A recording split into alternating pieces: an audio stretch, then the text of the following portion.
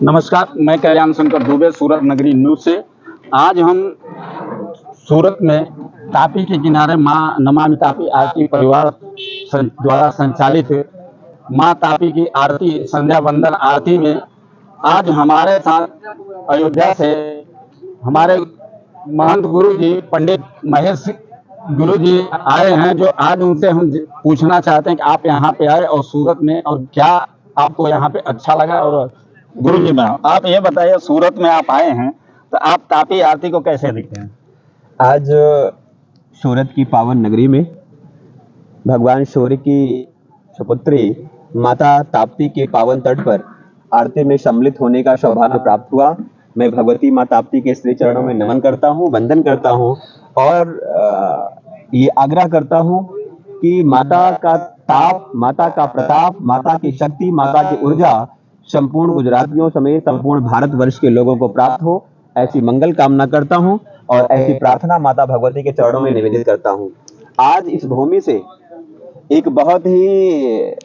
नम कर देने वाला, बहुत ही आत्म को द्रवित कर देने वाला भी एक संयोग रहा है, जहां आज हमारे कुलगाम में शहीद हुए हमारे हिंदू भाई बहनों की श्रद्धांजलि के रूप में आज 13वें दिवस है। 13वें के दिवस में आज दीप प्रज्वलित किए गए और ये बड़ा ही मेरे सम्मुख बड़ा द्रवित करने वाला विषय था। लेकिन मैं ये चाहता हूं कि आज जितने भी युवा, जितने भी सनातनी यहाँ पर इस कार्यक्रम में सम्मिलित हुए हैं, वो माँ भगवती ताप्ती को और भगवान सूर्य को लेकर के संकल्प लें कि जिस तरह से हमारी धरा की रक्षा के लिए हमेशा ईश्वरीय सत्ता अवतार ली। जब जब होई धर्म की हानि जब जब होई धर्म की हानि, बाढ़े असुर अधम अभिमानी, तब तब ले प्रभु ने अवतारा। भगवान ने इस धरा पर अवतरण लेकर के दुष्टों का संहार किया, धर्म की सत्ता को स्थापित किया है। हम ऋषियों के संतान हैं, हम देवताओं के संतान हैं। हमारे सभी देवताओं के एक हाथ में खड्ग रहा है और दूसरे हाथ में उन्हें आशीर्वाद देने की उनकी हाथ उठते रहे हैं। इसलिए भगवान राम इस धरा पर आए, उन्होंने जो है वनवास काल में जाते समय सब कुछ त्याग दिया, लेकिन शस्त्र नहीं त्यागा। भगवान श्री कृष्ण आए, समरसता के भाव में उन्हें बंसी बजाई, लेकिन जब महाभारत युद्ध शुरू हुआ तो उन्होंने सुदर्शन उठा लिया। इस धरा पे भगवान परशुराम आए, उन्हें परशु उठा लिया। जब जब हमारी धरा पर धर्म जो है अत्याचार बढ़ा, पापाचार बढ़ा, तब तब हमारे ऋषियों ने, तब तब हमारे देवताओं ने, तब तब हमारे मनुष्यों ने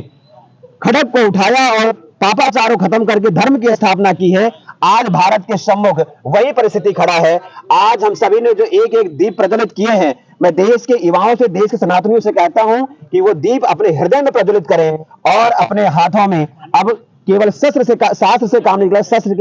के साथ शस्त्र को लेकर के राष्ट्र की रक्षा के लिए आगे आए। और जिस दिन भारत का 70% युवा जागृत होगा, भारत का स्वाभिमान जागृत होगा, भारत का शौर्य जागृत होगा, भारत की अस्मिता जागृत होगी, भारत की अखंडता जागृत होगी और भारत पुनः अपने नए अभ्युदय में अपने विश्व गुरु के पूर्ण रूप को प्राप्त करेगा और भारत अखंड होगा, विजयी होगा और जिनका भी कुठाराघात भारत पर है वो इस धरा में उनका समूल नाश होगा। मैं ऐसी कामना करता हूं और एक संकल्प लेता हूं कि भारत के युवाओं में, एक एक युवाओं में जब तक ये ज्योति प्रज्वलित ना हो तब तक हम लोग काम करते रहेंगे। और एक विषय को लेकर के आज मेरा और आगमन हुआ है कि भारत के चारों दिशाओं में हनुमान जी की स्थापना हो। 4 योगधाम की स्थापना के लिए हम सभी आह्वान कर रहे हैं कि भारत के चारों दिशाओं में जब हनुमान जी व्याप्त हों, और विशेष करके भी हम लोग का पहल गुजरात की भूमि पर है कि जब गुजरात की भूमि पर हनुमान जी का जो है प्राकट्य हो, हनुमान जी यहाँ विराजे, अयोध्या की धरती थे, तो संपूर्ण गुजरात की धरती हनुमान चालीसा से गुंजायमान हो। इस उद्देश्य को लेकर के हम लोग गुजरात की धरा पर 11 दिवस तक अखंड श्री हनुमान चालीसा का पाठ करने जा रहे हैं, जिसमें करोड़ों हनुमान चालीसा के मंत्रों से इस धरा को हम लोग अभिमंत्रित करेंगे, जहां हनुमान जी विराजे और हनुमान जी की उपस्थिति में संपूर्ण गुजरात अपने हृदय में हनुमान जी को विराजित करते हुए हनुमान जी की भक्ति और हनुमान जी की शक्ति को लेकर के शौर्य प्रदर्शन करे और उस शौर्य को, सनातन की उस शक्ति को पूरा विश्व देखे और उन्हें यह महसूस हो कि अब भारत सनातन की पथ पर चल पड़ा है, भारत ऋषियों की प्रेरणा पद्धति पर चल पड़ा है, भारत अब हनुमान जी के चरणों में पहुंच चुका है। अब भारत की अखंडता, भारत की अछूतता वहां से प्रतिबिंबित हो। हम इस धरा से पूरे विश्व को ऐसा संदेश दे सके। इन्हीं सारे उद्देश्यों को लेकर के इस पावन धरा पर मेरा आने का जो है मुझे अवसर प्राप्त हुआ। तो गुरुजी, सूरत में आप ये गुजरात में कहाँ पे 11 दिवसीय करने वाले हैं, किस स्थान पे? हम लोगों ने बहुत सारे स्थानों का चयन किया है और विशेष करके सूरत की भूमि पर हम लोग का ये पूरा अभियान चल रहा है। ये 11 दिवस तक अखंड हनुमान चालीसा का पाठ हो, जहां से हम लोगों ने बड़ौदा, सूरत, गुजरात, अहमदाबाद, राजकोट, पोरबंदर, सौराष्ट्र तक की पूरी विजिट चल रही है कि पूरे घर घर के एक एक परिवार का व्यक्ति अपने घर से मृतिका को लेकर के आए, अपने घर का अक्षर लेकर के आए, हनुमान जी के चरणों में समर्पित करे, क्योंकि जहां पर 100 मंत्र जो है 200 मंत्र 400 मंत्र बोले जाते हैं वो मंदिर हो जाता है, और जहां पर 1 करोड़ हनुमान चालीसा का पाठ होगा वह भूमि स्वयं में तीर्थ हो जाएगी। उस पवित्र उत्सव में, हनुमान जी के उस महासमागम में, उस महायज्ञ में हर घर का व्यक्ति सम्मिलित हो और वहां से अपने घर की मृतिका को सकारात्मक करे और हर घर में हनुमान जी विराजित हो, जिससे गुजरात का, पूरे भारत का घर पुनः मंदिर के रूप में परिवर्तित हो जाए, वहां की मिट्टी ऊर्जामयी हो जाए, घर में माता अन्नपूर्णा का वास हो, हनुमान जी की शक्ति हो। इस उद्देश्य को लेकर के हमारी पूरी व्यवस्थाएं संचालित हो रही हैं और आने वाले 1 सप्ताह के अंदर हम सभी सामूहिक तौर पर प्रेस कॉन्फ्रेंस करके आपको प्लेस तिथि सबको सुनिश्चित कराएंगे। जी। और गुरु एक लास्ट और सवाल, एक हमारे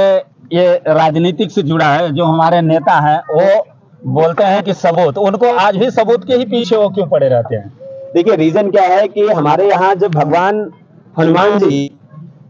लंका के तट से जो है भगवान लक्ष्मण जी के लिए संजीवनी बूटी लेने गए, तो रास्ते में ऐसे बेधर्मी ऐसे लोग मिल जाते हैं जो कालनेमी के रूप में हमेशा